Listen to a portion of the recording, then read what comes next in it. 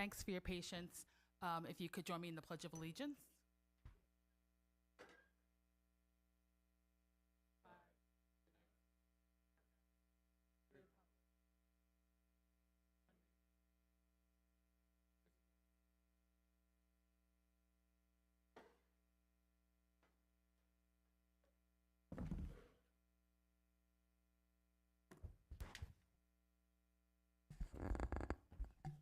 Thank you. So our first order of business, one of our favorite things to do, it's recognition of employees receiving tenure. I'm here.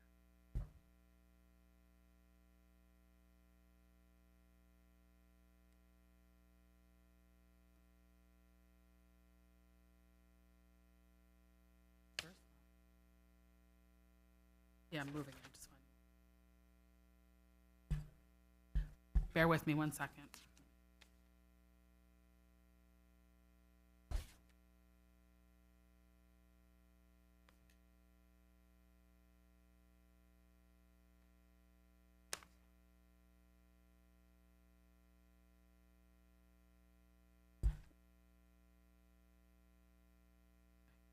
Okay, so for the purpose of starting our meeting, I'm going to pull item number 2 from our consent agenda, personnel actions. May I please have a motion to approve the resolution, be it resolved upon the recommendation of the superintendent of schools, the Board of Education does hereby accept the following personnel actions as per the attached document. May I have a motion? This is for for our tenured staff. You want to pull forward in the agenda the personnel actions to take the vote? Yes, so that we can, sorry, I wasn't. Understood. I said the complete sentence in my head. I just didn't say it out loud. Thank you. So moved. Thank you. Christian, may I have a second? Thank you, Lofton. All in favor of the resolution to approve personnel actions? Aye. Opposed? Abstaining? Okay, thank you very much for your pivot.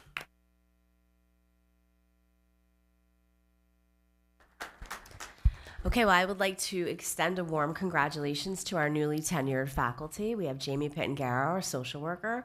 Samantha Burton is a school counselor. Emily Irelano, who was also Emily Mailings when she started with us. Elementary education. Lisa Cromer, elementary education. Kelly Clyde, a school counselor. Adriana Moranti, who's an elementary educator. And Karen Perez, our school counselor. Yeah, actually, can you guys all stand up? It's your moment. That's right. Let's see ya. So these ladies were hired during the COVID-19 pandemic to support many of our children and staff in need, and they continue to shine on a daily basis. Their professionalism and care are top-notch, and they continue to push forward to meet the changing needs of our district. Every member of our community brings a unique lens to how they support our children, and this tenure cohort is no different, providing mental health support, differentiated instruction to meet student needs, and the overall best teaching practices in the classroom. We are very fortunate to have each of these newly tenured staff members in our Cornwall family. Congratulations, ladies.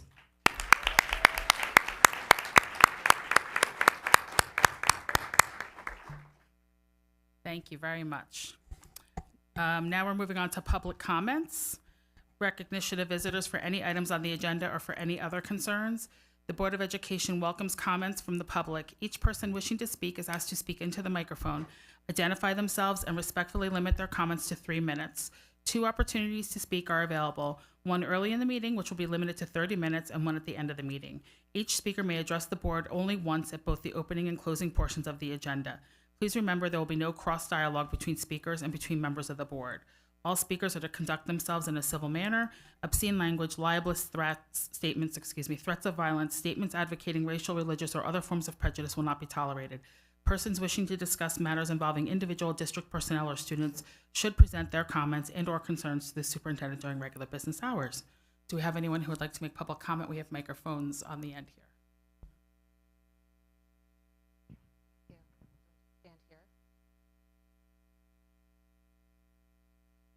Good evening. My name is Sarah Bain. I am one of the nurses at CES, and I also have 3 children in this district. I'm here tonight to thank our Board of Education members, especially Mr. Gilpatrick, Mr. Schaffner, and Mrs. Diaz for increasing our substitute registered nurse salary and for creating an additional full-time RN position for the remainder of this school year, and hopefully for many years to come. I truly appreciate the time and attention you have given to this matter. You are volunteers, and this role requires a significant amount of personal time.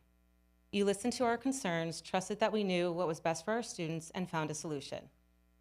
I would also like to thank our Director of PPS, Nicole Triassi, our building administrators, and our CCTA President, John Hines, for continuously advocating for our needs and for the health and safety of our students.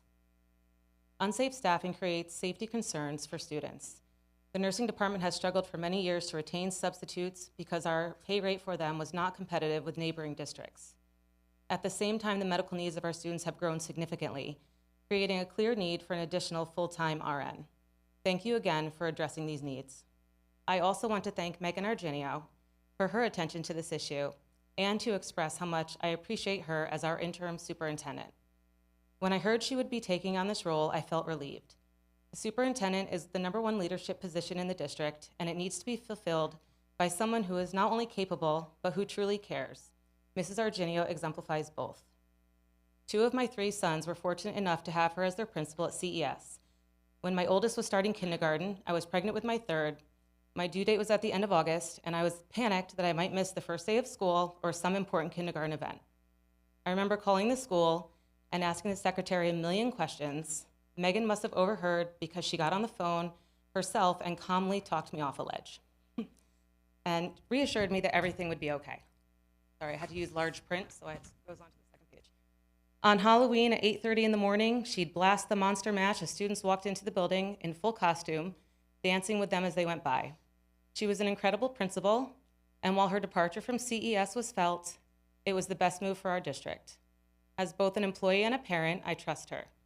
Mrs. Argenio is deeply vested in our community, handles every situation with professionalism and grace, and I sincerely hope she becomes our next superintendent.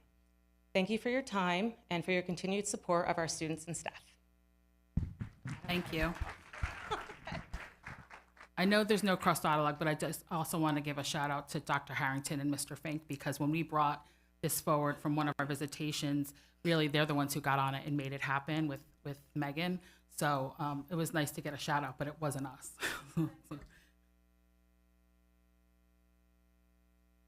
Any other public comments? Okay.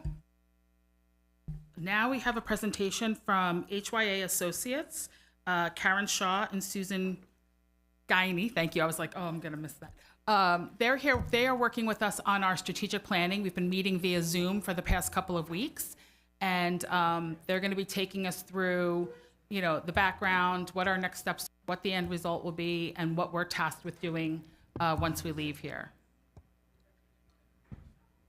Thank you for having us here today. We're just going to get our presentation loaded. Go ahead. Do you need a hand? We might.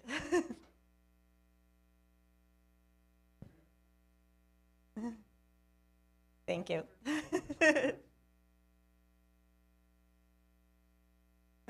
Well, there we go.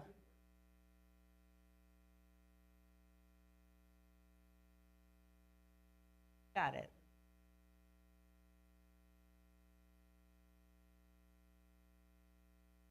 There we go. Okay, great. Well, thank you so much for having us here today. As you said, my name is Karen Shaw. This is my colleague, Dr. Susan Guiney, and we are from HYA. We are a consulting firm that helps school districts with strategic planning, administrative level searches. We have been in business for 35 years, so we've been doing this a long time. We are so excited to be here and to help you through the strategic planning process. It is such a wonderful thing to help school districts. Yep, next slide is great. It's so important to have these plans for your future so that everyone is moving in the same direction at the same time. Today we're here as a board input session. We have been working with Ms. Diaz, Ms. Argenio, and they have been wonderful in trying to help us draft both tonight's presentation and how we're going to go forward. We're going to share with you our process, a little bit about our engagement plan, which is a really important piece of really getting the engagement from your community, understanding what your community needs, and then a little bit of the timeline and how these next couple of months are going forward. Thanks, Sue. So strategic planning creates a unity of purpose and a shared direction. So really the unity of purpose is the why. Why are we doing this? We are planning for our future for the next 5 years, hopefully. And 5 years goes a lot faster than you think, so we need to get the plan underway, hopefully in the next few months, and really a shared direction. But what's so important in this process is getting the input, which you'll see from the stakeholder groups, which we're going to talk about a lot tonight, because even though our strategic planning process is tried and true, and we've done this so many times with school district, every district is so different. Sue and I were actually talking today at dinner. It's amazing to us how many times that we've gone into a district and you think like everyone's almost the same, but then there are so many little intricacies to every single district, and it's so fascinating for us. And we really take a lot of pride in really coming and understanding your community and working with you and seeing what your community wants. These are customized. No plan is ever the same. So a little bit about effective strategic planning. So first you start with wanting a shared vision. So really everyone moving in the same direction, as I said. It's really nice to know where we're going in the next few years for a school district and to really stick to that plan. Having that shared purpose, which is the why. Why are we doing this? What is the purpose? It really builds ownership, especially in this engagement phase, that everyone is the owner of the plan. You will see things in the plan that hopefully, whether your community is going to fill out the survey or be in focus groups, they will see something in the plan that they contributed to the process. Then we go to the agreed upon priorities and goals. And this I always love because this is where you're going to focus your time and your priorities. And what's so great about this sometimes is your ability to actually say no to things because it's not in the plan. And sometimes everyone's trying to do everything at the same time, and that's a great idea, and everything's always a great idea. And you could even say, that's a wonderful idea, but is it in our strategic plan? It's not in our strategic plan. We're not going to go forward on that. And that really where your time and resources sometimes gets tripped up if you don't have a plan to point to. And it gives you the opportunity to say to people, it's a great idea, but we're not going forward with that. The strategies and measures is the next piece of it, and that is really where you're turning your goals into actions. That is where the action comes. We're going to see, we're going to have these big priorities and objectives, and they're really overarching what your community wants. But then when you drill down, we're putting the plans into action, implementation plans. And then that's where you see the impact. That's really where you're going to see, hopefully in the next 5 years, whatever you decide are your priorities and objectives, you'll see impacts and outcomes in your school district, in your students, and that is the hope for strategic planning. And just a little bit about our team. As Dr. Monica Brown is one of our other associates. She's not with us here tonight. She is a former superintendent in New Jersey. So a lot of our teams are former board members. I am a former Board of Education member in Morristown, New Jersey.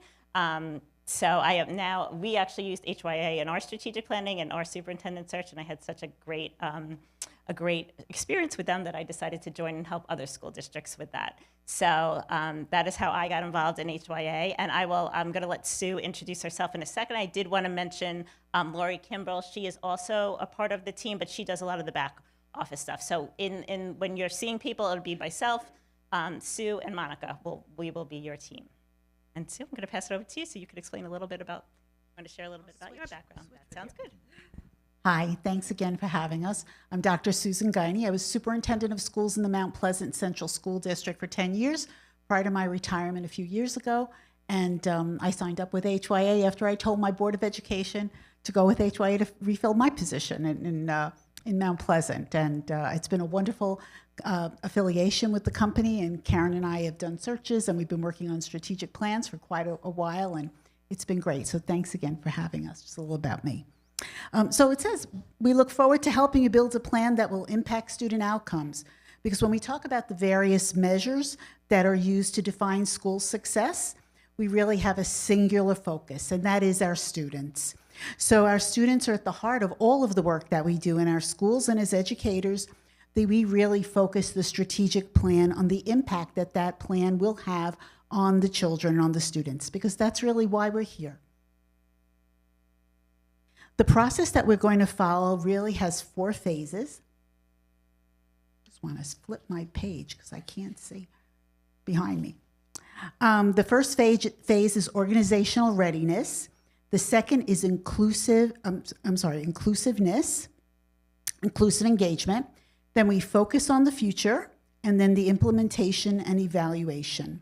And we're going to go into those phases in more detail so you have some more information about them.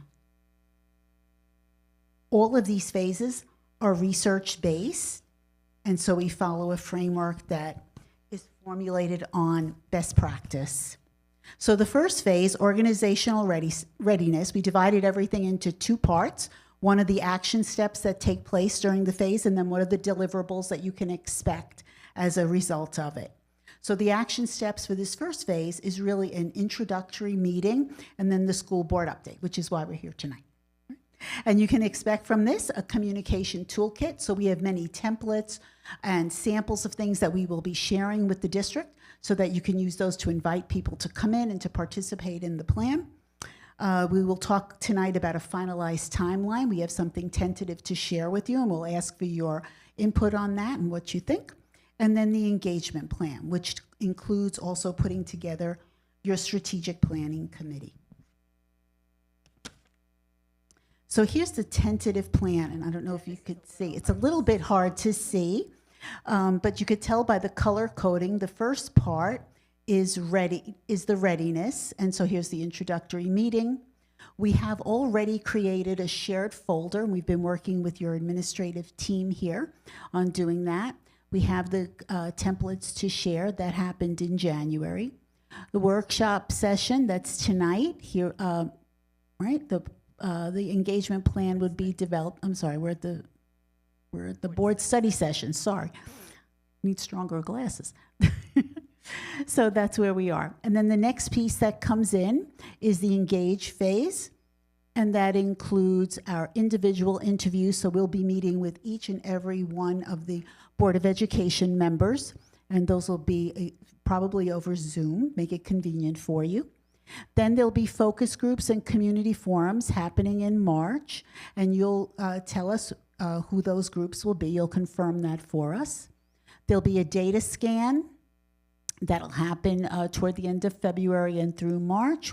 We'll be looking at existing data reports that are already in the district.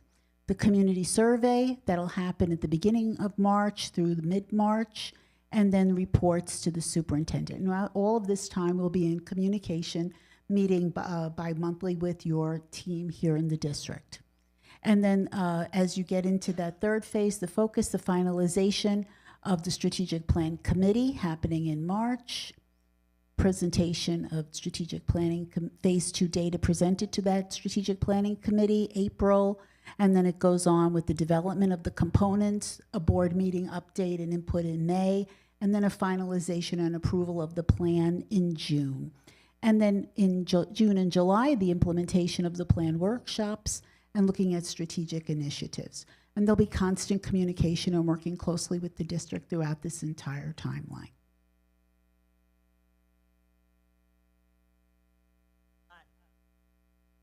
I need the microphone. Thank you. And we have plenty of time for questions after, but if you want to jump in, if you have a specific question, feel free to jump in at any time as well. So we talked about this. This is our engagement process. We will start, as Sue said, interviews with each board member. We do a personal interview, so that's about an hour interview with each board member to get each board member's thoughts and vision of the state of the districts. The questions that we ask are all the same for all the interviews. It's really getting a sense of the state of the current district and where you see the district going in the future. What are the challenges you see the district facing, and what are opportunities of the district they'll be facing. And each board member will get the same questions. We have about 12 different interviews, so there'll be some administrators also will be in that interview groups. Then we go on to do focus groups. We have about 15 focus groups that we identified. We worked with your board leadership and really tried to define focus groups in your community that make the most sense for us to get different perspectives on. One of them, and you'll see a little bit afterwards, different types of groups, one of them being the students, which I always think is the best group to talk to. Then we also have the survey, which Sue mentioned is going to go out in March. That is a survey, anonymous survey that is similar types of questions, getting the state of the district and the challenges and the future. Anyone in the community could send it out. There's a link to your website. And the data scan, which is a scan which we will be putting together, and Karen Brooks has been great. Like, we've been working together to get any additional information that your district has. We use a lot of New York State data to get student achievement data and things like that, but if there are anything specific to your district, like your district budget, if you had a previous strategic plan, anything that's specific to the district, this data scan takes all internal and external data, and we come up with this data scan, like a thick, it's not a paper report anymore, but it's an online report which has as much as we can, because that is the information that the Strategic Planning Committee is going to use to really make recommendations and do a SWOT analysis and really get the needs assessment. So that's a little bit about the data scan. So the deliverables on this will be a report from the survey, the qualitative data report, which will be all of the interviews. We never put names, they are all confidential, but we put groups together and just kind of comments on the qualitative data report. That will be all the data from those interviews and focus groups. And then the data scan report. So all those three will be used when the Strategic Planning Committee comes together to start reviewing the data. So this is what I was saying. So we're really capturing diversity of thought, experience, and background through both the interviews, the focus groups, and the surveys. From students to families, instructional staff, support staff, school and district leaders, community groups, special interest groups, unions, associations, and then the school board, as I mentioned. So we have a lot of groups already identified, really in all of these places to talk to. Then phase 3 is focusing on the future. That is the data workshop.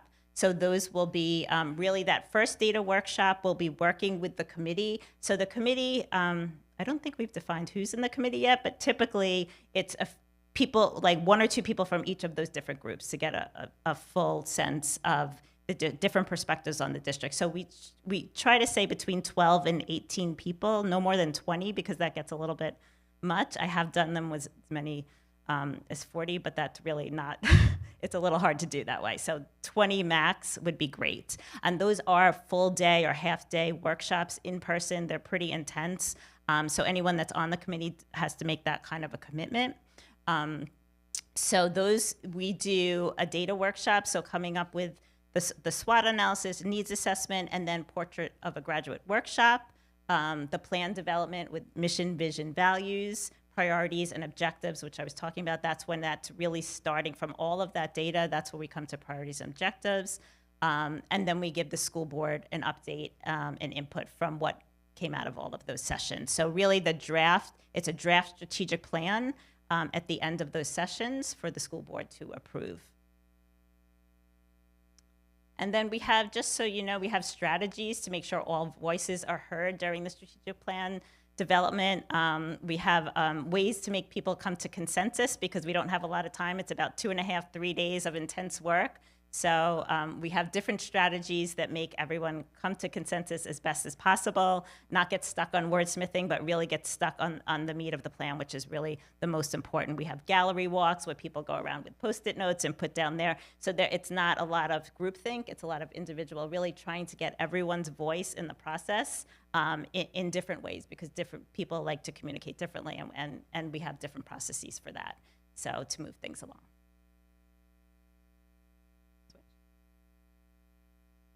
So in this visual, you have a really good sense of what it looks like in terms of putting the plan together. So over the next few months, what you'll see is really what's happening at the bottom of that triangle. So in terms of working with the board and with the district, creating the shared vision, the mission and core values, and all of that leads to the priorities and objectives that you see as coming for the district in the future. Then we'll stop at that point, check in with the board and ask for some board approval. Whoop, go back one, Karen. Hit the button. It's okay. And then we'll actually articulate the particular strategies that you'd like to follow to have this put into place. And that really is when it turns back to what's happening administratively in the district with your teachers and with your teams, so that those strategies will be happening. There'll be action plans. You'll be defining and looking at the actual metrics to make sure that what you said is going to get done is getting done. And again, we will be meeting with the board, looking for board input, and the board will be overseeing the actual implementation of that plan. Okay. So as we mentioned, there'll be constant communication and project management throughout the strategic planning process with biweekly meetings. Those have already started happening with your superintendent, okay, and your board president. And then what happens post-plan? So once the plan is written, you really do not want the plan to be sitting on a shelf collecting dust. You want it to be a living, breathing document that you'll be using and guiding. Karen mentioned before, it's a great way to say yes and to say no to different projects that come up during the school year, and especially when it's budget time. Everything has to relate to the plan. So we'll be doing quarterly check-ins with you during that first year, and then we are always available for you to do additional workshops or services, everything from board retreats, coaching, data services. Also, as part of strategic planning, HYA has a data dashboard. So if you're interested in that, to take a look at how your data is being collected and how it's being implemented in relation to the plan, that's available as well. And that's the presentation. We're open for questions.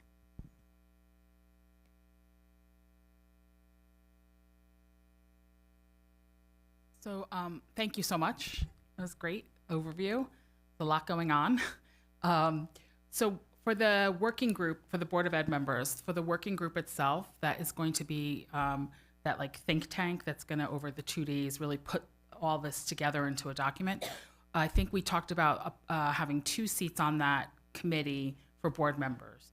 So what I would ask is, and those, we didn't solidify those dates yet, did we? Okay, it's in, I think we said April. Okay, I think we were thinking like after spring break, April. Okay, so just to give you like a timeline, and roughly at least. So if you are interested in sitting on that work group, and being on that committee, please just shoot me an email. And then if there's more than 2 of you, we can, talk at the next meeting about how we will handle that, but we want to make sure that we're getting a really rich cross-section of folks in the district to help us, craft what this is going to look, what our vision is for the next 5 years.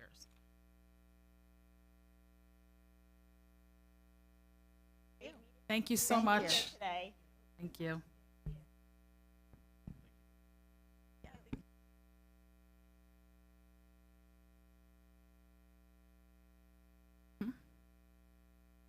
So next on our agenda is our 26-27 budget presentation.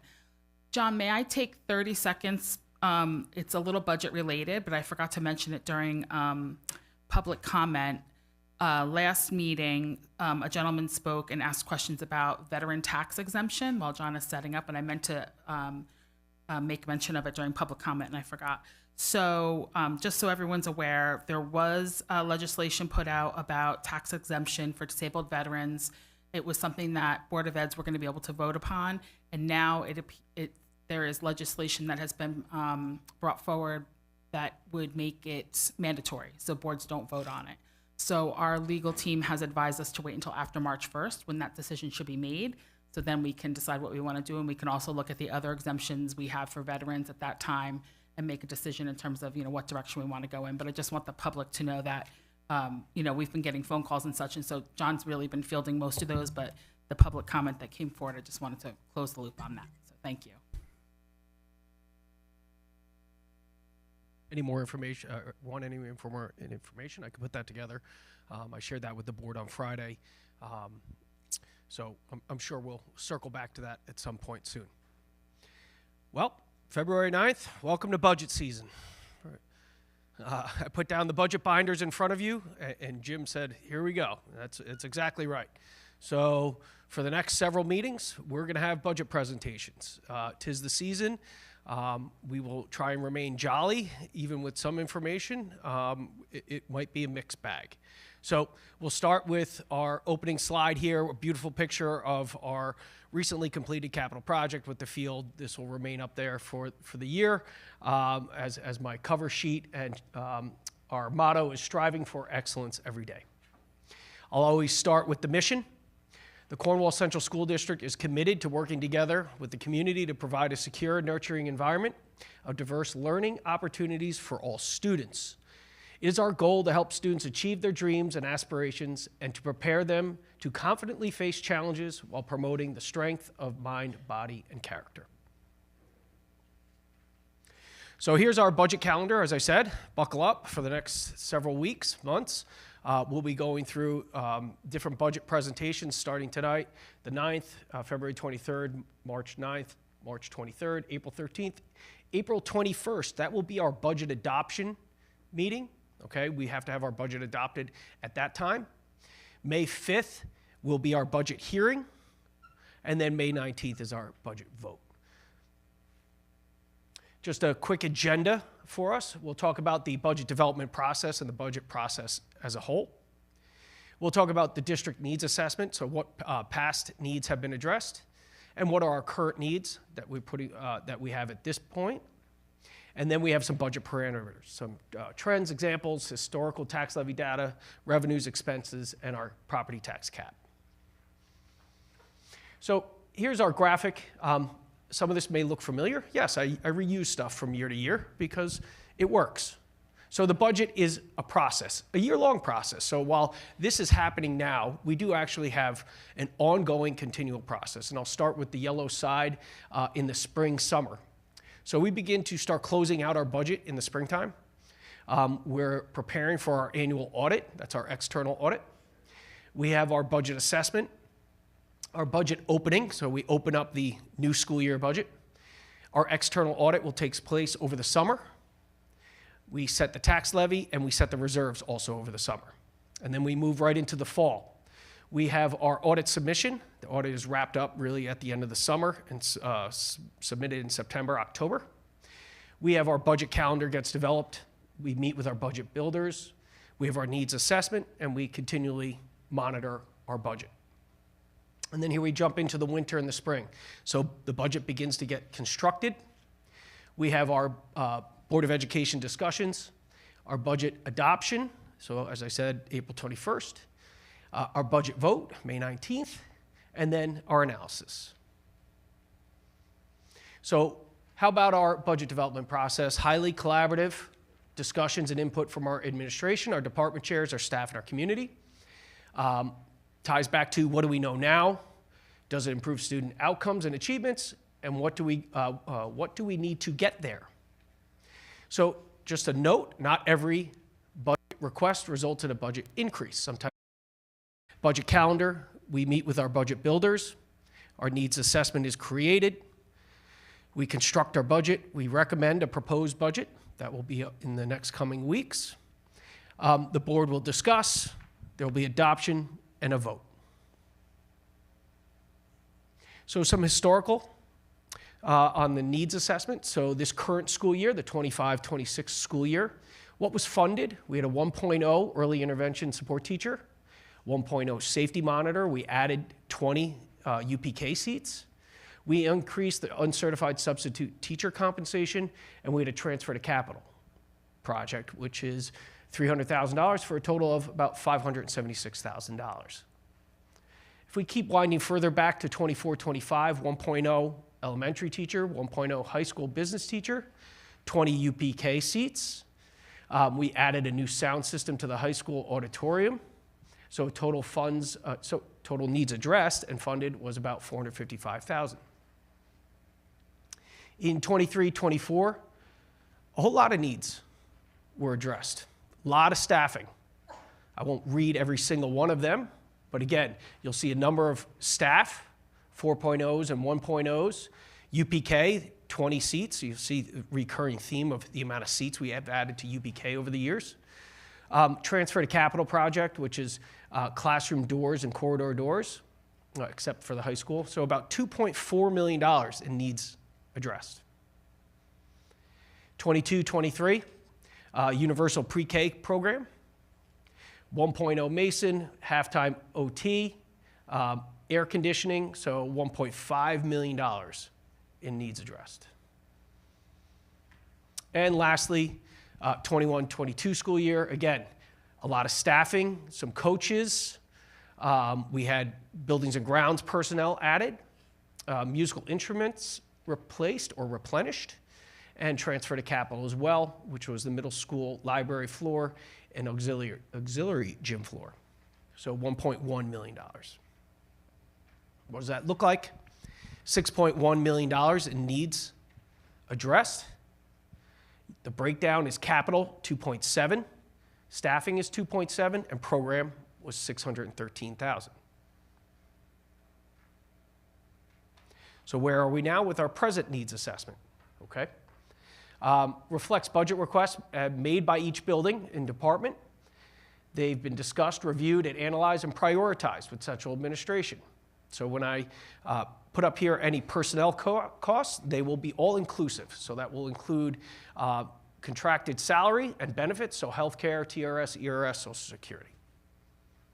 And I always like to put our pictures up there because we always have some really cute kids. And then we shout out to the big launching of the tennis balls at the beginning of the school year, and opening ceremonies was quite fun. So congratulations to the CTA. Okay, we'll start with our elementary, CES, Willow, and COH. So we have a request for a 1.0 guidance counselor, and that's a split between COH and Willow. The staffing cost is about $136,000. Dedicated full-time guidance counselor will address the increasing student needs at COH and Willow. The position will provide consistent support for classroom teachers through social and emotional support, push-in lessons, and assistance through RTI and IST process.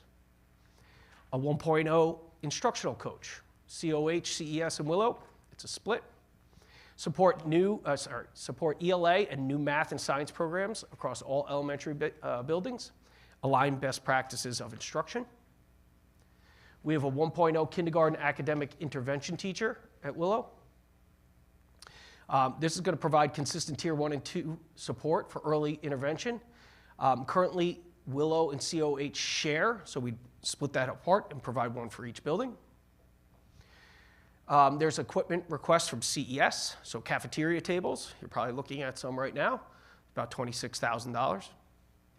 And then a greeter here at CES as well, a halftime greeter. So new security measures taking into place. We're making sure that parents and students are getting escorted to and from in the building. We have a lot of activity in the building, and we've changed up the method by which we have people coming into the building. For the middle school and the high school. Middle school request is a K-8 guidance department chairperson. We have an estimated stipend up there, about $4,600. Okay, provide direction in the guidance department and create a continuum from elementary into middle and then through high school. We have a request for equipment at the middle school as well, about $33,000. We're looking at new desks, stand-up desks, chairs, okay? And a testing coordinator at the high school. Again, an estimated number for our stipend there, about $4,500. They're going to coordinate our Regents exams, PSATs, SATs. There will be some crossover coordination with the middle school as well, because we do have some of our middle school students taking Regents exams there. NICETEL and NICESLAT, field tests, AP exams. There's a whole lot of litany, so to provide some relief there. PPS, we have a request for a 1.0 school psychologist, and we have a bilingual preference up there. We did not replace the retiring school psychologist in the 25-26 budget. The school psychologists are increasingly being called to be part of crisis and problem-solving teams, in addition to testing and CSE meetings. Again, bilingual preference. We have a request for 1.0 teaching assistant, and that person would be assigned to CCHS. With FAPE 22, we are looking at a restructuring of our program. We will likely lose or move our success class from CCMS, in which case we'd go up to the high school and then create a split up there. So we see the need for an additional TA. We'll move over to athletics and buildings and grounds. Some athletic requests for equipment, about $66,000. Some scoreboards, hurdles, soccer goals. PE, elementary PE curriculum coordinator, so about $3,400. Again, create a continuum with the PE teachers in the elementary school and into the middle school and into the high school. Buildings and grounds equipment. We need to replace some of our equipment there. So dump truck and a vent track. A vent track is actually a multi-purpose piece of equipment where you can put a bunch of different attachments on there, blowers and snow blowers and throwers, things like that. And this one is actually requested with a vacuum attachment. That will actually help us clean up the field quite a bit at the high school, make it easier to get into those cracks where we have all the leaves that catch up. There's a request for 4 halftime cleaners. Why 4 halftime cleaners? Part-time cleaners will help close the gap when we have individuals out on PTO. These individuals can work and then potentially be hires for full-time positions. 2.0 maintenance mechanics, okay, with the addition of buildings and grounds and our expansion that we have going on, we can utilize maintenance mechanics in a variety of different ways. They can assist not only with our ground staff, but in the buildings as well. And then a painter at $112,000. Second shift, we can do some painting at night. We have a lot of requests for painting and upgrades. Here in the district overall, as a global perspective, 1.0 full-time school business assistant. Okay, no additional staffing increase here. This would be a restructuring of the business office to add salary to personnel in order to effectively structure how we want to do the business office, especially with a large-scale capital project coming on board. 1.0 float nurse, so we've talked about that. Sarah got up and spoke about that specifically, so we said that we would revisit that and put that up here. It's about $114,000. Fill vacancies district-wide, specifically covering lunches at COH and Willow, and then we said there's some possibility for expansion there.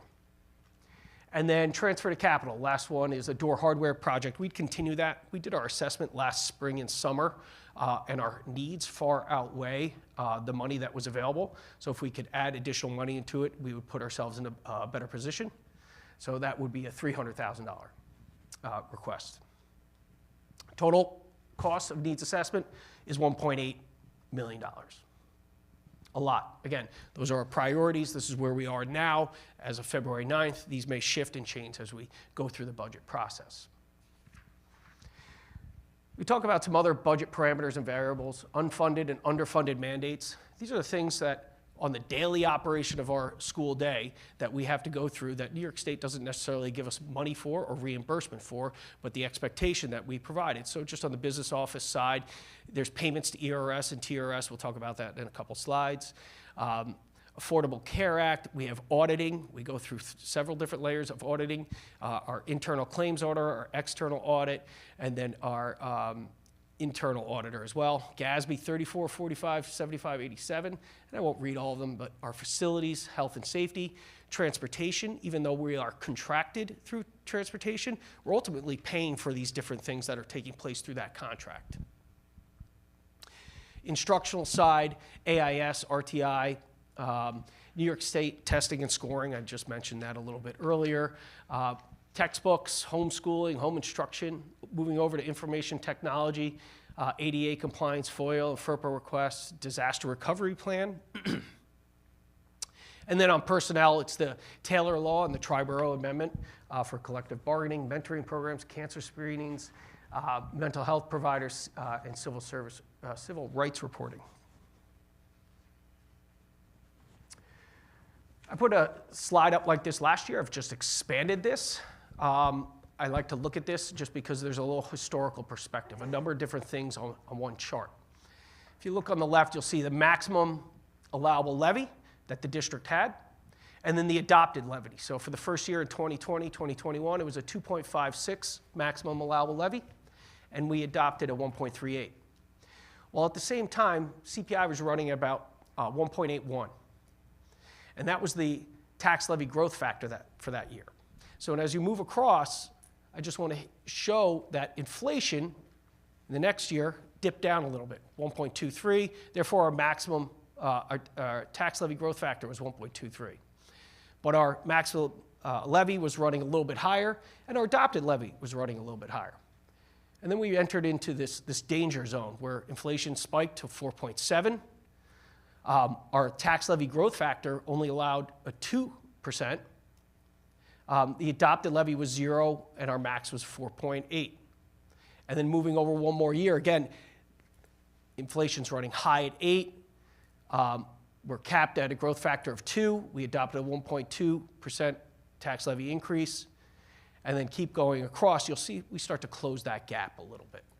But you still feel inflationary impacts years later. For example, we have another impact here. Go ahead. Do we know what the max allowable levy is for this year, or is that not finalized? You're stealing my thunder. So Jim, I think there's a slide coming up. You're stealing my thunder. Sorry. Try to build you there, really build the excitement, Okay, so some factors and variables. This current year, the 25-26 school year, we were surprised with the Village of Cornwall water rates. Notification of an increase. So our typical water rate was about $108,000. It spiked to $209,000. So it's about a 94% increase. So we had to budget for that. Same thing with the town of Cornwall sewer tax. Previous years was approximately $7,600. We were notified that that was increasing to about $25,500. I have 24-25 on their school year, but that's the 25-26 school year. I'll correct that. Again, 240% increase. So again, I'm just reiterating some of these inflationary impacts affect us all, and certainly the school district since we operate such a large plant. Just some historical tax levy data and vote information. I think I've shared this with the board before. You can take a look. I won't read through every single one of them, but your adopted tax levy, what our max levy was, what our approval rating was, and total votes cast. 10-year average, 1.75 was our adopted, 2.68 was our max, 67% approval rating with about 1,900 votes. What's driving the revenue? So a little bit of grim news. The state aid and the governor's report came up a little shorter than I anticipated or would have hoped for, about $400,000. The governor's run provided 1% in foundation aid. So 1% for us equals about $247,000. So just by comparison to last year, the governor's run put us about $1 million ahead, which was a little bit better. So we're taking a bit of a hit here. On the tax levy, every 1% we go up in the tax levy is about $539,000. So just kind of gives you an idea. The final increase for state aid, I'm always wearing rose-colored glasses, and I hope that they do it on time. But I've been made a mockery over the past several years and not even close. So when will it happen? Who knows? April? Maybe. We do have some federal funding. We use Title 611 and 619, those are special education grants. They're very small for us, but we do utilize them very wisely in order to support our students. Some other relatively bad news. TRS, I mentioned that. We have to make payments for TRS. The increase for next year is 8.24. In comparison, it's down. The current year, about 10%. Previous years, again, 10%. ERS is 17.6, increasing. Again, we still have to pay this. At what percentage rate are we going to be paying? Previous year, 16.5 and 14.8. Our health insurance premium rates, 7%. And transportation, that would probably be one of the milder ones for us, hopefully. Our increase is relatively low, and it's all dependent on our out-of-district and special education students. That's where we spend a lot of money. Employee contracts, we are currently negotiating with the CSEA. Those are our custodians, buildings and grounds folks. We're negotiating with our paraprofessionals, or we will start with them. That is our monitors and our TAs. And then our cafeteria union. Cafeteria is a separate budget, but we still have to negotiate and have that part of their contract. Previously settled, we settled last year. Teachers with a 5-year contract, administrators with a 5-year contract, and clerical unions with a 3-year contract. Jim, take it away. There it is. So maximum allowable levy for this year at this point. And as we are working on some capital project stuff, that's some of the biggest influence on our max levy here. Our max levy is 5.36, would give us an increase of about $2.8 million if we went all the way to the max. By comparison, as I shared on the last couple slides ago, our last max was 3.08, and prior to that, 3.12. It's also impacted by transfer to capital. So if we were to remove, say, the $300,000 in transfer to capital from our request, that would decrease our maximum allowable levy. So we'd come back and revise that. Just some other parameters and variables. Tax-based growth factor, you see is 1.0066, or 66%. Previously 78% and 93%. That's on a decline. Decline is not good for us. That's because there is no growth in the local government or school district with respect to property tax base. No new construction, no development, no improvements. That's a number that comes directly from New York State, so it's not like we fabricate that here in the district. Same thing with the tax levy growth factor. We're capped at 2% because CPI is running slightly higher, so we're not allowed to go over that 2%. Again, given to us right from New York State. Some highlights. I was trying to bring some good news. I shared this last year, revised it a little bit this year. With the budget passing last year, free breakfast and lunch for our students in our community. So what does that mean for Cornwall? Well, if you have one student who eats breakfast, that's a savings per year of $374. If they eat lunch as well, that's $5.99 for a total of $974 a year for one kid, breakfast and lunch.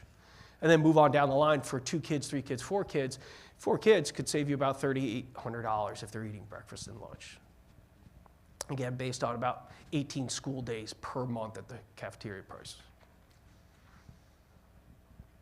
Coming up, and I'll include in all my budget presentations, really the shout out to the capital improvement project as it gets defined. So the facilities committee and the board will go through this in just a little bit this evening. We'll do another recap. Unfortunately, you'll be hearing from me again, or I'll just turn it over to the facilities committee and they can take it from there. But we will, once it's clearly defined, what, if any, tax implications we will have. Information about the budget, I do post the budget usually the next day or the day later. It's up there under budget information. I thank you. And any questions? Question? Yeah, I have questions, but maybe we should just see who has questions first before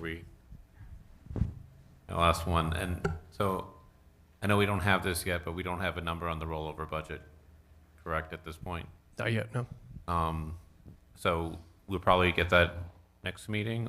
I'm hoping for next meeting, yes. Okay. That would be my first question. So I have more questions, but let me allow other people to ask theirs. I just have a comment, not a question. One, thank you for this presentation. As always, well done. Lots of good information. And I always share Christian, what he has. This is my least favorite meeting because I go, okay, great. This is what our needs. How much money do we have to spend? Oh, well, we don't know yet. You have to sit and wait. So I've learned not to ask even, but it's always frustrating, but we will get there.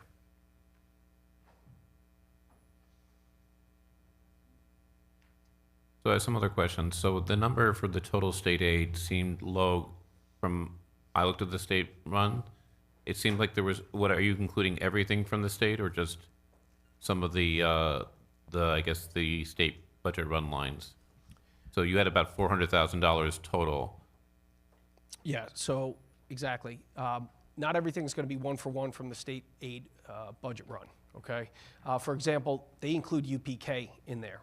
We don't include UPK in our run because number one, we have a budget allocation for that, and it's based on seats used or your maximum seats, right? So we do not use every single seat. So we discount that we keep that as a separate. Other things like building aid, transportation aid, are dependent on a number of different factors. So sometimes we want to be a little bit more conservative with those numbers coming out. Can I redefine some of that when we do the income and revenue side of this? So my question was just like, because I looked at the budget run, they're different from what I saw, and you'd explain why there's a difference. Yeah. And then I know there's a reason. I just was wondering how you were looking at that and how you're breaking that apart, and you explained. If I may ask one more, and as Christian brought up UPK, the governor's budget proposal, which as we know, is not yet adopted by the legislature. They probably haven't even really started negotiating too much about it. But her proposal says $10,000 a seat for UPK. Current funding, if memory serves, is about $6,000. A little less, but yep. Yeah, 5 So it would stand to reason that if that proposal makes it to the final budget, we would have an additional, it would free up some funding of $4,000 times the 119 seats we have, Correct. which would be fantastic. If they set, If it gets there. If they get a budget on time, it would be a nice Yeah. increase for us in our budget. So to piggyback on what Great, Jim thank you. just said, I think that roughly we would be getting about $4,000 per seat based on the number of seats we had last year. So we had just roughly under 120 seats, so 118, just under 120, times around $4,000 per seat, and that would probably go into, at least initially, into the general fund, I believe. Correct. That would And replace the payment. In the and so general the fund. point is that would be available. Now, ultimately, I would expect that some of our providers, when they renew their contracts, knowing that there's a larger subsidy, that it'll probably be a higher number than it is today. But at least in the short term, that means that there's more money potentially available in the general fund. Right. So yeah, that would be about a $400,000 general fund budget line that we have for that. That would help us out. So again, we saw about $400,000 coming from the state in additional aid. Add in another 400. If they could get that budget passed on time, we would know and be able to make a play with that. Other questions? I have a few more. So just a question about the ERS and TRS and health insurance rates. So the one thing is last year's TRS rate was 9.59, but I know that we budgeted at 10. So you have 10 there. Is that reflective of what we budgeted or what we actually ultimately contributed because the final number was 9.59? We ended up moving the number of 9.59. Okay, so the point is that the 10 you have here is what we budgeted in the budget, and so the difference was like anything over budgeted and go back into Correct, the general fund. Yep.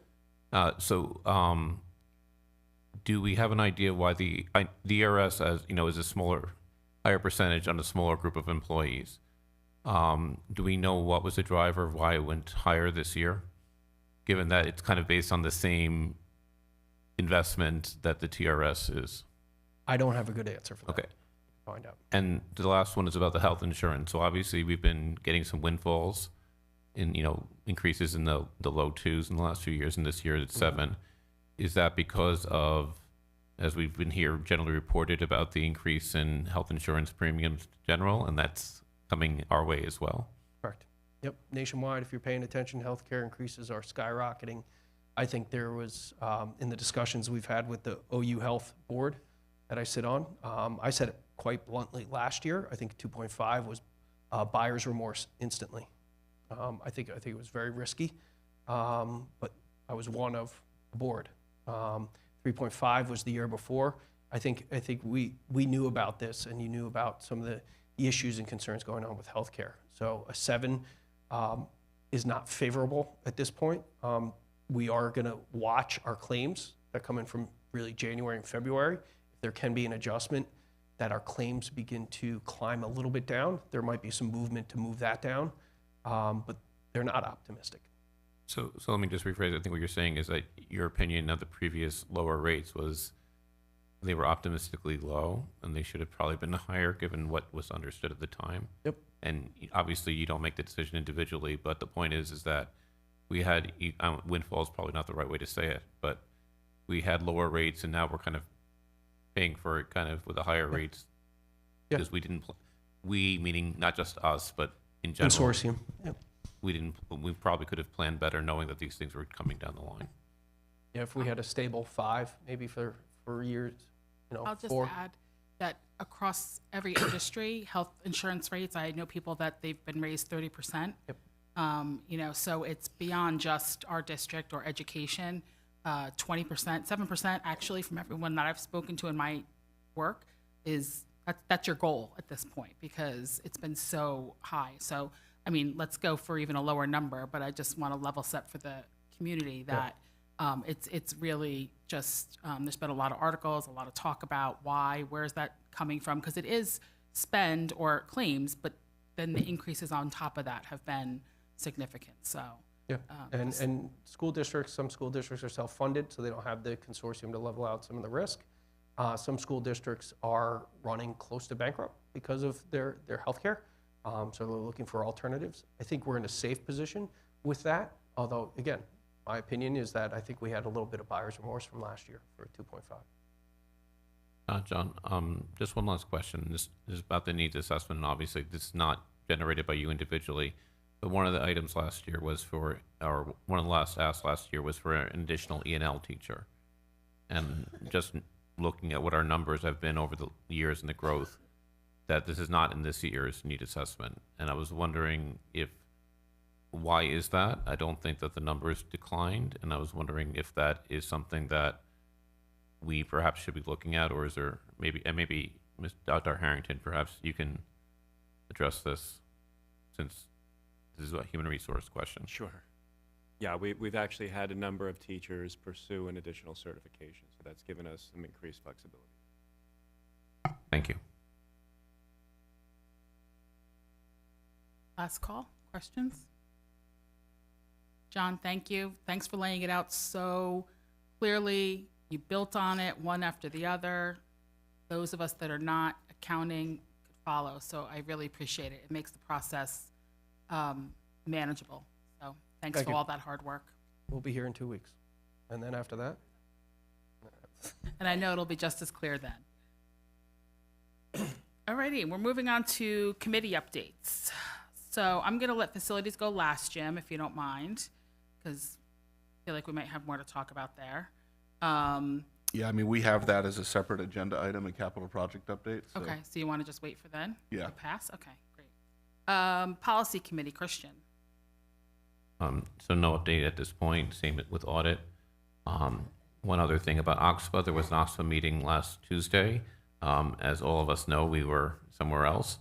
But I will just say the topic of the meeting was to the veterans' contribution to school districts. So it was a discussion by, I don't want to get the rank wrong, but I believe it was a colonel who was talking about how school districts would utilize the veterans in their community to further the experience and education of students in the school districts. And I believe that Karen Meyer has some documents and the slide deck from that if your people are interested in pursuing that. I think it was I was sad to miss it, but we all know where we were. Do we have a policy committee meeting coming up? Not scheduled at this time. Communications, Brendan. So we had a successful capital project community forum last Wednesday, and shared a lot of information, including the results of the last survey. I think coming out of that and coming out of tonight's discussion, there's been talk about having another survey. So I'm gonna allow everybody to absorb the discussion tonight, and then we can pursue whether that's the next step. But yeah, so kind of waiting to see how this goes tonight, and then more to come on that. I think I would mimic my compliments that I gave to John to you for the presentation. Sometimes it's like herding cats, but you did a really nice job of not simplifying it to the point where it wasn't, you were leaving things out, but it was really clear in terms of the why, the what, the how. And so thank you for all that extra work, putting it up, putting it in. It was a very busy week for many of us, I know. So I know on behalf of the board, we really appreciate that. And I know Lofton was the wingman, make sure the room was set up and all of that. So thank you for that. Okay. Visitation, Carl. This is going to be a little bit, take me a couple minutes here because I got hit with several phone calls over the last week or so, all good ones. We came here last 2 Thursdays ago, 2 Fridays ago, and my plan was to come in here at 9:30 and make it a short one. We were going to come in for an hour or so, and we were going to head out. Well, 12:30 we ended up leaving. Now, that was a good thing. So the first thing we did when we came here, we saw they had a little thing going on for all the kids. It was called Positive Behavior Intervention, which was really cool, and I enjoyed it. Mrs. Affigney was there too, and so we started off that way. Then we started walking into the classrooms, and it's this visitation committee now that it's doing excellent. It's an awesome job. Megan doesn't worry about us coming here. We walk into the rooms. They don't have any set rooms. We go where we want. Just a beautiful atmosphere in here. And so then the ones that you usually have your problems with is when you meet up with the teachers and you have your little meeting with them. And that was the first thing I thought of. I said, here we go. And you just sit back and you wait. Well, this was completely the opposite. The teachers love being here. They love the principal. And I have to say this, Megan's name's been brought up several times and how happy they are having her around. So I want to let you know that. Then we sat in the office, and usually the offices, that's where we start to yell and go back and forth. Well, we have our loud talk there. We have our loud talks. But we were in there, and this time it was the vice principal, the principal, the assistant. We were all sitting in the room, and we just had a great time. It was basically falling back to us on what can the board do, because the teachers love it here. They loved what's going on. They love the atmosphere. I thought for sure, listen, I'm being honest with you. I thought for sure, well, let's see, we'll keep somebody, make sure we don't get out of hand here. But it turned out that you were here for something completely different. And, so I wanted to throw that out there. And then we met with the teachers. And usually, I think I brought this up, but usually that comes out, there's complaints and stuff like that. Well, the first thing they did is they came down to tell me that, some of the things that we discussed, right, Rich, were state issues. There's nothing that we could do. There's nothing that Megan or anybody else can do. These were state issues. And so I guess maybe they want us to reach out and complain to them, whatever it is. But again, I had 47 phone calls this week, all positive things going on in the school district. I love it. And Megan, I got to tell you again, because these teachers are extremely happy on everything that you're doing, and the principal's just been fantastic. So, there's a lot more, but we'll leave it at that. I got my 47 calls. I'm sure I'm going to get a bunch more, but they're in strong support with Megan and the way the school's running. So, I'm glad they're calling you, Carl, Yeah, because yeah. I couldn't field 47 calls. yeah, anytime somebody wants Just saying. anybody wants to grab hold of I'm this like, one day. But, and now Richard's but- go ahead. Oh, no, go ahead. Richard's going to No, add no, something. yeah, Richard's got one that, from. Okay. Yeah, mine will be a little bit briefer, but what was it? Last Tuesday, we went to the middle school. We observed a assembly based on social media, some facts about it, what the dangers of it are. And I thought the presenters did a really good job connecting with the kids. We sat in the 8th grade assembly. So I think they did a really good job. And then afterwards, when we left, we took a walk over to the Buildings and Grounds office and met with Walter. Not met with him, just went in and said hello. And we were trying to figure out a good time and place to maybe sit down and meet with some of his workers as well, just to see where they're at and let them know that we appreciate all their hard work. Yeah. Thank you. I know Jamie and I have visitations scheduled in the next couple of weeks. We sent an email out to the board. If anyone's interested in joining us, just let us know so we can let them know ahead of time. Yeah, there's some really fun stuff. I'm going to COH. You're leading the visit to the high school, so thanks, Carl. Thanks for all you're doing to make that committee a really positive experience for everyone. Jim, do you want to just do a quick legislative liaison update? Yeah, so there's actually a group meeting tonight with OXPA of legislative liaisons who are planning to go up to the annual NISBA Lobby Day, which is Wednesday. Unfortunately, the way that the meeting times have been shifted, I'm not going to be able to make it and then make it back to Cornwall for an event Wednesday night. So I will not be able to attend, but I've been in touch with Karen Meyer from OXPA, so and I'm going to reach out and see if we can just get a meeting, perhaps with a couple of us, with Senator Skoufis and Assemblyman Ekus, since they were both right close to home here. So, and I will ask Karen. They normally have, NISBA talking points, but if there's any talking points from the other Orange County school districts, I wrote down my list here of things that, I think would be appropriate to talk about, or things that we want to have a discussion. And I welcome you to all email me if you have additional thoughts. One is always the budget, to advocate for more funding because that's the season.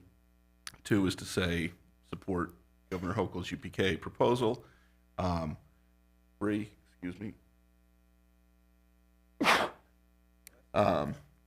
is to discuss the FAPE 22 situation. The very short version for the public listening, free and appropriate public education state law mandates it until 21 years old. There's been recent court rulings that now have extended that to 22.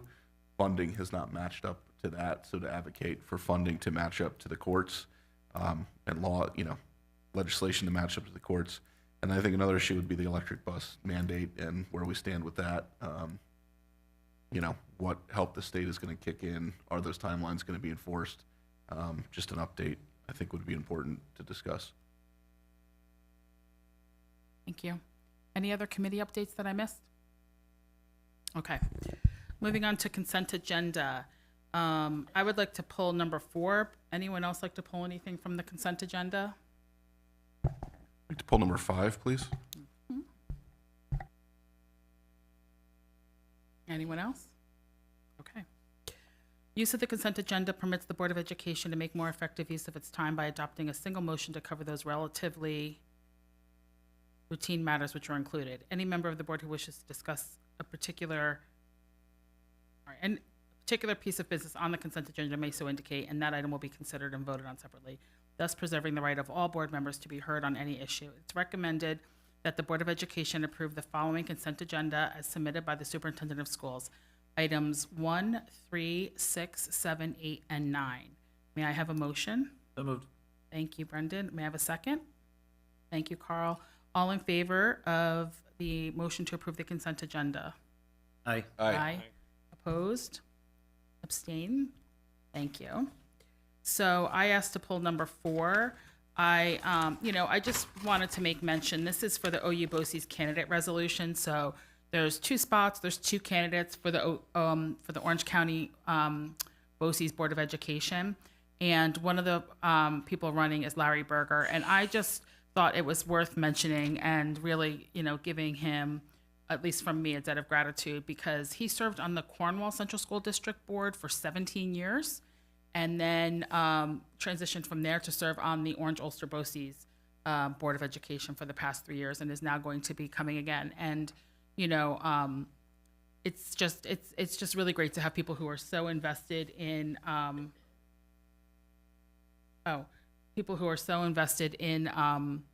education and in the bigger picture of education, to really be serving on behalf of all students, but really someone from Cornwall. So I just wanted to take a moment to, say thank you to Larry for continuing to serve the community. And I would add, if you ever have, and this is anybody on the board, if you have a question about what did we do when, Larry is the first person you should ask. And You tell them that I sent you. You get discounts on your insights. Great. So may I have a motion, be it resolved that the Board of Education does hereby approve the nominations of the following candidates running for the OU BOCES Board. There are 2 candidates running for 2 vacant seats. These individuals are Larry Berger, Cornwall Central School District, and Martha Bogart, Goshen Central School District. May I have a motion? So moved. Thank you, Brendan. A second? Thank you, Lofton. All in favor? Aye. Aye. Opposed? Abstaining? Thank you. The motion passes. Number 5. Thank you, Jim. Yeah, thank you. I just had a question on it's the AIS biennial. Jim, just so, because what's being passed around is related to that, so I just want to make sure you got it. Okay.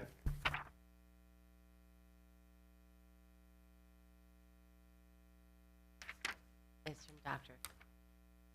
So I read the report, and you know, it certainly seemed to capture, to the best of my knowledge, what we're doing. I didn't have any problems with it. I was just wondering, at the tail end, it kind of said, you know, the data that we review, data collection, relevant student performance data collected and analyzed, including state assessments, district level screening, and student progress monitoring. So I guess if you could just speak a little bit about the progress monitoring. Really, the goal of this program is to get students to graduate, quote unquote, for lack of a better term. You know, kind of what percentage of the students, what's the typical time that someone's in this program? And, you know, I would assume that's a very high graduation rate. If you could just speak to that. You know, obviously you don't have the exact numbers in front of you, but. No. So when you say graduation rate, you're talking about students who actually exit services. So you have to think of it as like an organic process. So students will come into services, and then their needs will be met, and then sometimes they'll exit services. I mean, I can work with Karen Brooks to see if there's a way to come up with a sense of who actually exits services and then doesn't return. Maybe we can go back and look at longitudinal data, and we can certainly bring that back to the board to share it. Thank you. And Jim, just to, sorry, I sound awful tonight. Just to piggyback on that, typically our AIS amount of students is about your lowest 10 to 15%. You want to kind of gauge that on a grade level. So the process that entails is data team meetings across grade levels. So although you may find you have some kids that are struggling in your class, when you bring them across the grade level, you're realizing like they're not actually the lowest 10 to 15%. So that doesn't mean that they don't get tiered intervention. It may just mean that they don't get AIS yet. And just a kudos to Dr. Figny and her team for working on this plan. They really did dig into it. We made some improvements on the secondary level specific to high school that is noted in this plan as well. And it really resembles a nice reflection of what's happening as well as the data that's being used.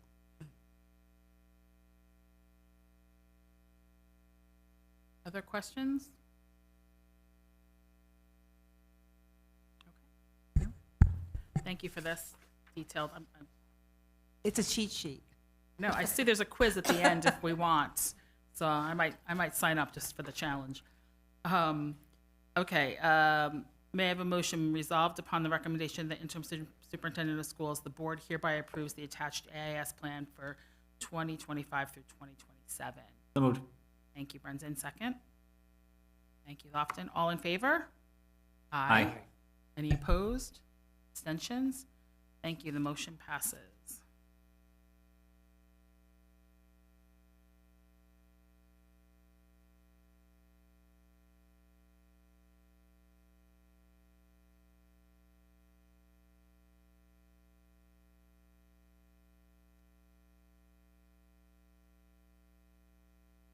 We're moving on to old business. For those of you watching from home, we're just joking about the use of tissues. If you didn't pick up on that thing.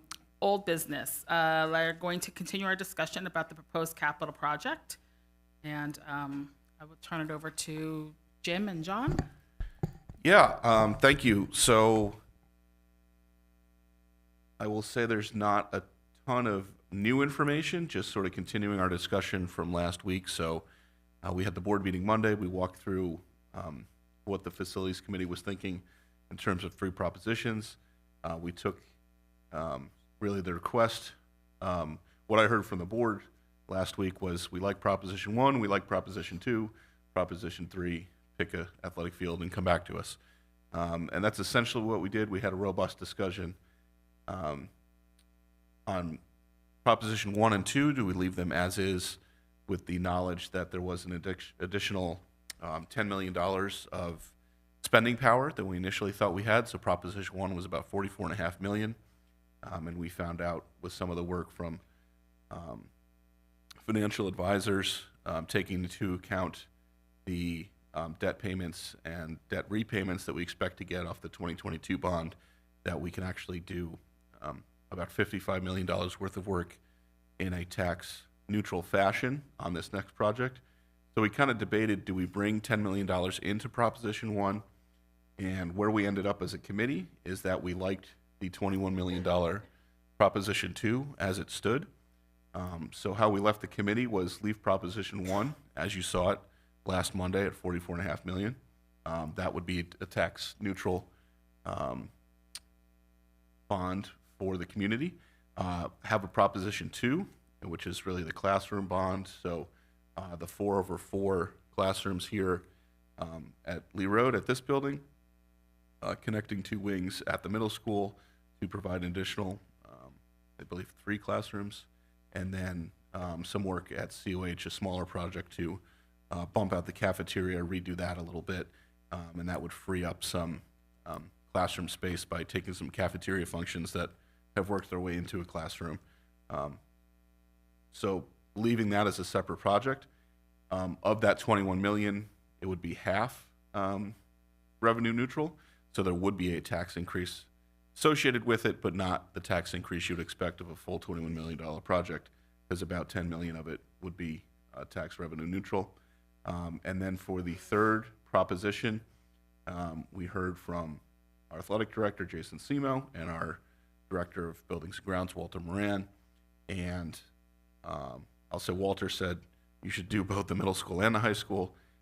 So we will leave them both on the long-term needs list, but the committee decided that the project at the high school, the 14 and a half, to add additional baseball, softball, which includes in the outfield an area for soccer and lacrosse. So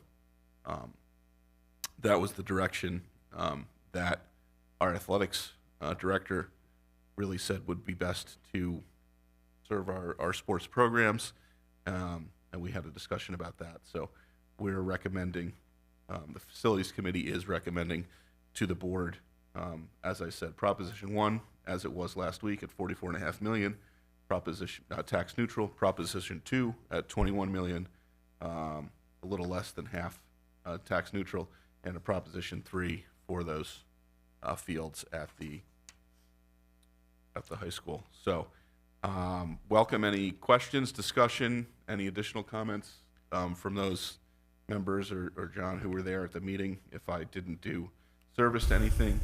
From a timeline perspective, I think we already voted. It was in the consent agenda for the seeker process. So that had to happen tonight. As far as having this project list fully approved to get on the ballot, I think we have to take a board vote by the second meeting in March. So we certainly don't have to take a vote on it tonight. But I welcome any questions, discussion. I think we as a facilities committee said, we've done our job here. We didn't schedule another meeting because we felt we've got a strong recommendation to make to the board, and that any further discussion needed to happen at this level. So Jim, just to add, I'm getting some. To add, what some of the discussion was, even though it seems like nothing changed, it was like a river that was moving. But there was a discussion because the additional, let's say, fiscal space that was created by, as you mentioned, the debt payments, whether it be advisable to pull things from Proposition 2 into a larger Proposition 1. And so the point is there were a lot of variations on that. And I think that, to speak for a variety of different people who are not here, but either it would affect the coherence of Proposition 2 by splitting it apart, or that there was a difference in opinion about what should be pulled forward or pushed back into that. And and I think that was, in a sense, what was being discussed as an alternative. But I think the point is that the tax benefit is still there. It's just not complete in one proposition. And I think you covered that. But the point is, people were discussing whether make it simple, one proposition that's completely tax neutral but larger than what had been proposed at the last board meeting. So, sorry, just so I understand that. So, can you guys hear me? I can't hear anything. Sorry. So there's nothing like left on the table with Prop 1, right? Because I know we talked about there being like extra money. So let's think of it as one pot of money, and we have $55 million of worth of projects that we can fund without increasing taxes. That pot of money could be spread out, could be put into one proposition. Conceivably, it could be spread out into 100 propositions. It's all the same pot of money. So the 44 and a half is staying the same, and that's getting 100% tax neutral, but that leaves us 10 million. So the thought was, do we take something from Prop 2 and put it into Prop 1, or do we just take the 10 million and apply that to Prop 2? There was no individual project that would neatly fall into so we would have to move, to fund the 4/4 here, the 8 classrooms here at CES. We would have had to, it's about $1.5 million, $2 million over, about 12. So we would have to take something out of Prop 1, and then it became, okay, well, now Prop 2 isn't a classroom proposition, it's a classroom plus a pavement, you start to lose and then it's a question of, well, should you even play favorites among the classrooms, because then there's a question there of how do you determine which is the biggest need? So this is just a step further of what Christian was saying. There was a long conversation about it, and those are some of the details that were brought up that we ended up where Jim very thoroughly. We ended up where we began after a long discussion. But worthwhile. We looked under every rock, and we decided. I think that makes perfect sense. It took a long way to get back to the beginning. Yeah. I was going to say, I'm making a long conversation longer. You're welcome. But as long as we all know, it's super clear that Prop 2 is half the cost of Prop 2. Right. And I think, frankly, that is going to be the messaging challenge, because it is a $21 million proposition, but making the messages so clear that $21 million overall, but $11 million tax impact, and I think that the only thing I would add, Jim, and I think it's too soon to add this, but over the next few weeks and months, if we can start to speak in the financial terms that the voters will use to evaluate this, I think it would be a nice step. Because you think of in terms these huge numbers, nobody knows what that really means for them. So once we could start breaking it down to that, I think it'll be easier to talk about this. It might be helpful if we all have make it easy, right? But a tagline, Yep. Right? That's easily understood, because that helped me to understand it. But I don't know if I could explain it. Yeah. Succinctly.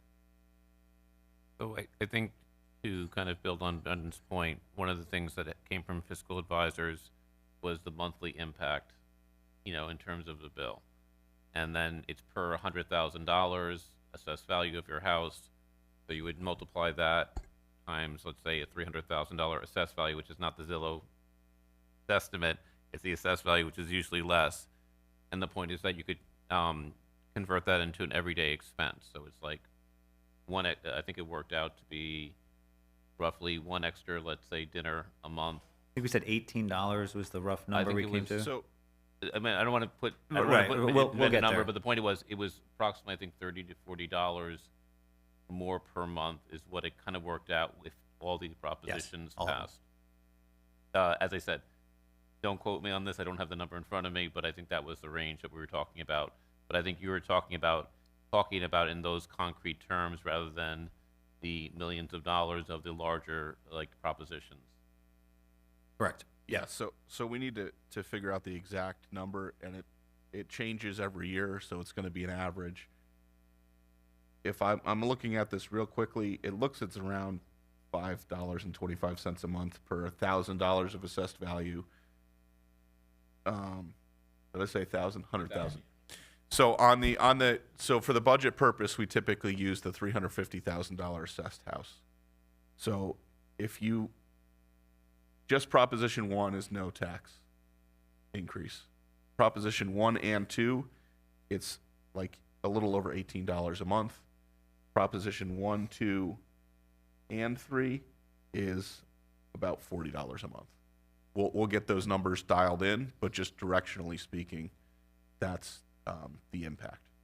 And it should also be made clear that it'll probably be lower because we have not really applied all the potential aidable parts of the project that which will reduce the impact. So the point is that it's more likely to go down from there than up.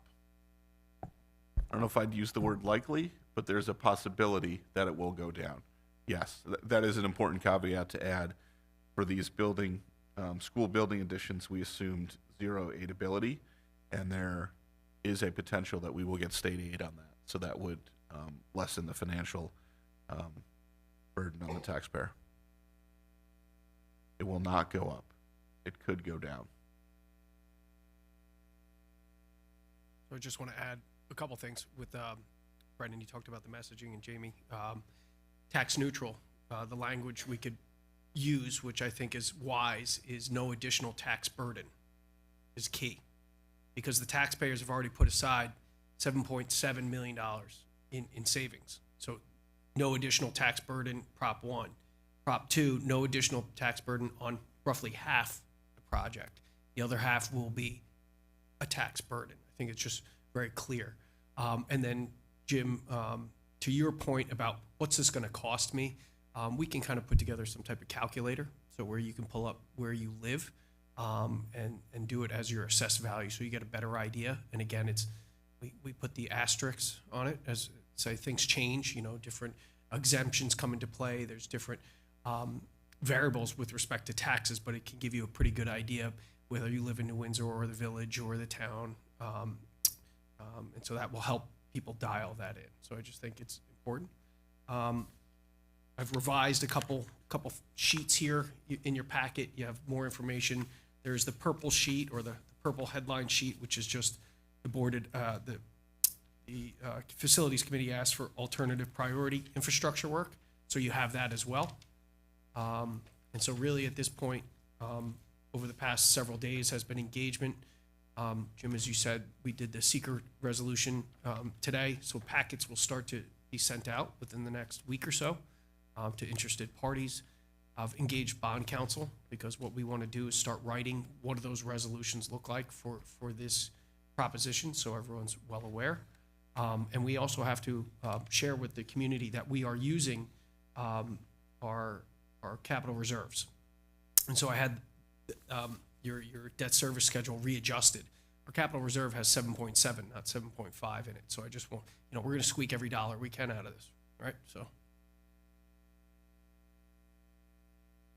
Just because it's on the heels of the budget vote, I want to just make mention that our discussion around polling locations, just if anyone is watching and wondering, where that's at, we are waiting on some additional data to come in, and we will pick up that conversation likely at the next meeting. So just because it's connected to the vote itself, I wanted to close that loop for anyone watching or anyone here. Yes. So if I may, Christine, just to drive this forward, we're close to landing the plane, as John likes to say. For those board members who are not in the facilities committee, do you guys have any additional questions? Like I said, the projects have not changed since last week, really, and everybody, I saw a lot of head nods. Last week, really, the only thing we changed was saying there were 3 possible fields, and we picked one. So just wondering, are there any further questions, discussion that we want to have? Or is everybody saying, I'm pretty happy with where this is, would like to, accept the committee recommendation, and, like I said, we're not voting on this tonight, it's not until next month, but, do we feel like we've had discussion and we're ready to kind of move towards a vote without any further questions? You guys did a really great job explaining it clearly letting us mull it over. So I really appreciate the time to think about it and ask questions. I think you've prepared, at least I can speak for myself, I feel prepared to take a vote. To follow up on what Christine said, I felt like we could ask questions along the way. So, okay. I'm just curious, like a quick summary of what what were the top reasons that the high school was chosen for Prop 3? Yeah, so several reasons, and I'll try and do Jason Simo's recommendations justice. But number one, it supports baseball and softball programs, which are not currently supported by our current facility. Number two, it adds that additional, now soccer and lacrosse can be played on both facilities, as well as, football certainly could practice down below there. So in the fall, you've got, I think, what was it, football, there's freshman, junior varsity, varsity.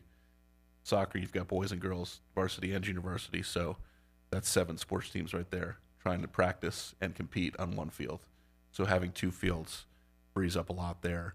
And then when you get into the spring, you've got, you've got lacrosse, 4 different teams, boys and girls, varsity, junior varsity. So a little less field usage on the current facility because you're not supporting baseball and softball with the current facility. But our track program is really big. I mean, there's hundreds of kids on the track team. So there is, some used to say, hey, you could be playing lacrosse, practicing lacrosse on the lower level, and then having track, competitions above.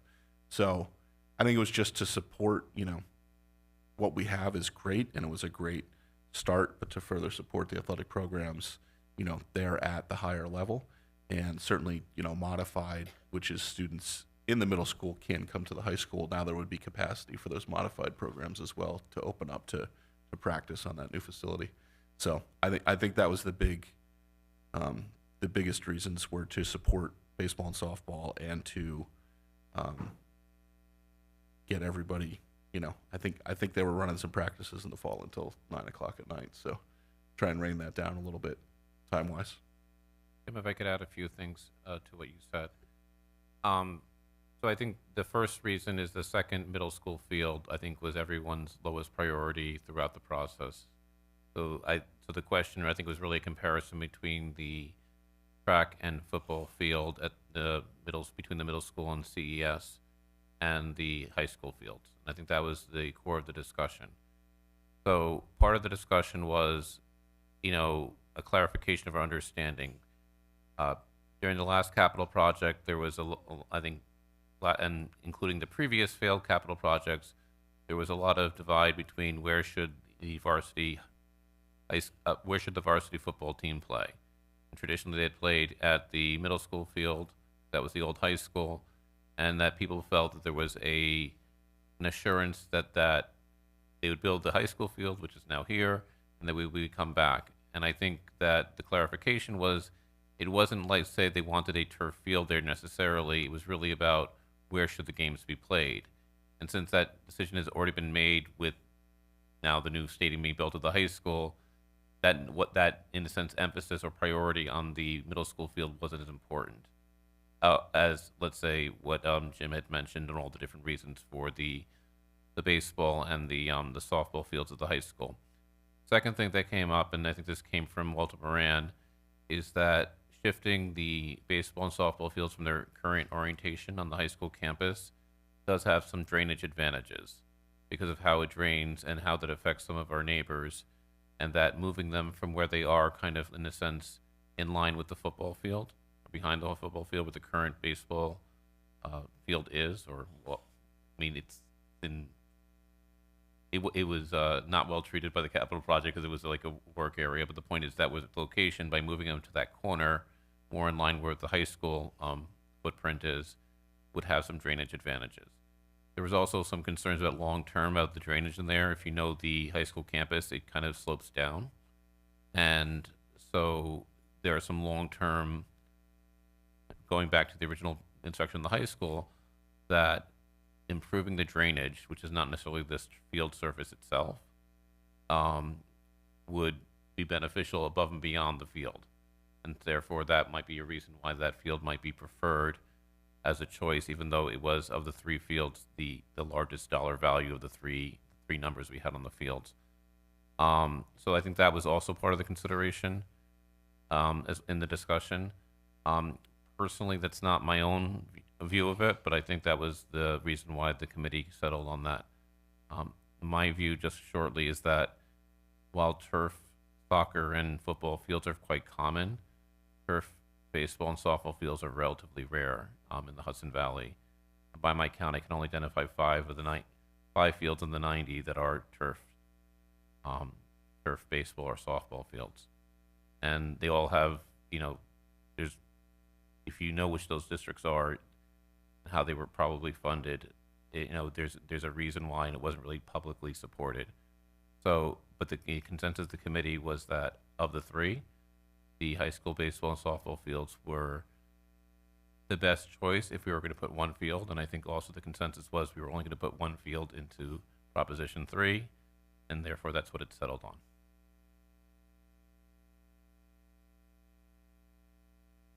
Thanks for the clarification. I just wanted to have that out, especially for those viewing at home, like why the decision was made, and for my own benefit as well.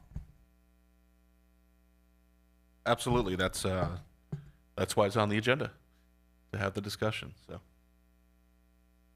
and I'll just, Carl, you have any questions, or Christine? And I'll just give another, shout out to Brendan for the community forum.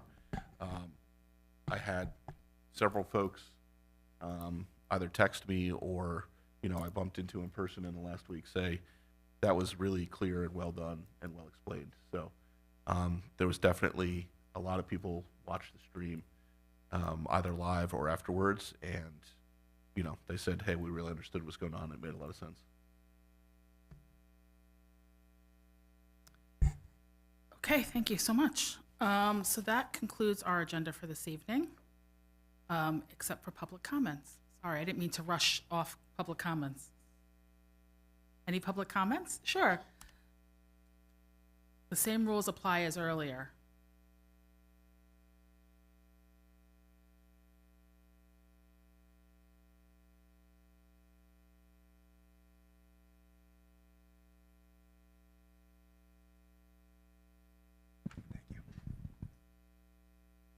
Greg Roby, Mineral Springs. I am here tonight to follow up on emails that I assume you have gotten that I have proceeded with.